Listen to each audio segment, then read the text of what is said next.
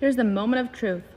I told you that we were going to do weekly water changes, and we did one the first weekend, and we were so diligent about it. We refilled the tank, we added more salt, we did everything we were gonna do. And everything we set out to do. We scooped up a bunch of the cyano on the ground, and then the second weekend came and we were going to do the chemicline treatment, and guess what? Life happened, we got busy, my folks came over and wanted to do some Easter egg stuff with the kids. There was a fire truck that we found for sale just 2 hours away, so we drove up to see it. You know, life happened, and we didn't get to do our second water change. So, hopefully, this weekend we will. And it's really important to me that we do, because look how good the sand is looking just after our first water change. And not only that, here's a bigger view. We added another power head.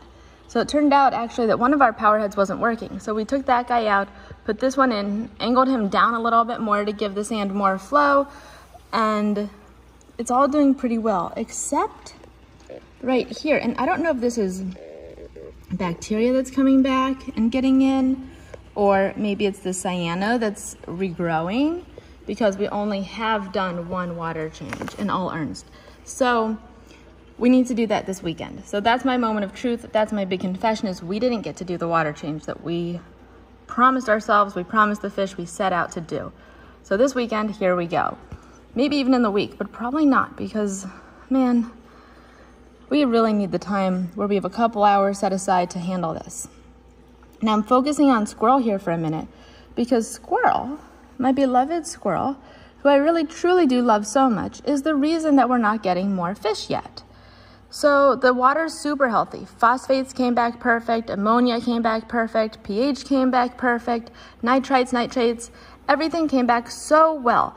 You can see the coralline algae is growing great, the LPS is, see, doing awesome. Our recordias are great. That's these guys here. And we have some more of them. Come with me, come with me. Well, we have a few more over here, right here. And then we have a whole rock full of recordia here, which is so cool. I mean, the tank, for the most part, other than the cyano, is pretty healthy. Lemon Drop's happy, Midnight's happy, Purple's happy, and Squirrelfish is well fed, because he was a bit of a jerk and he likes to eat some of my other fish. So this week I'm gonna take the kids and we are going to go to a saltwater fish store, and we're gonna get some more fish, hopefully, or at least some advice on what to get, because I don't want to get fish that Squirrel's gonna eat. So the fish that we need have to be pretty big so that Squirrel can't eat them. I need them to not be red or orange so that Squirrel doesn't think that they are his competition or his enemies or too close to him. So they have to be other colors. They have to be coral friendly.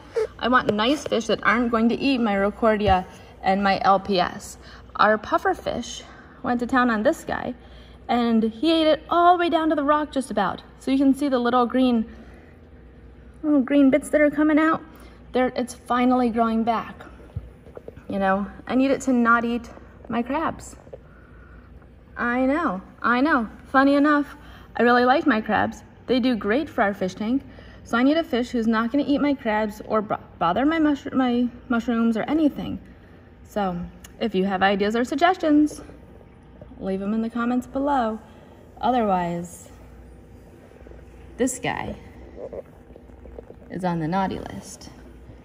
And I want to enable him and empower him to be a good neighbor and stay on the nice list.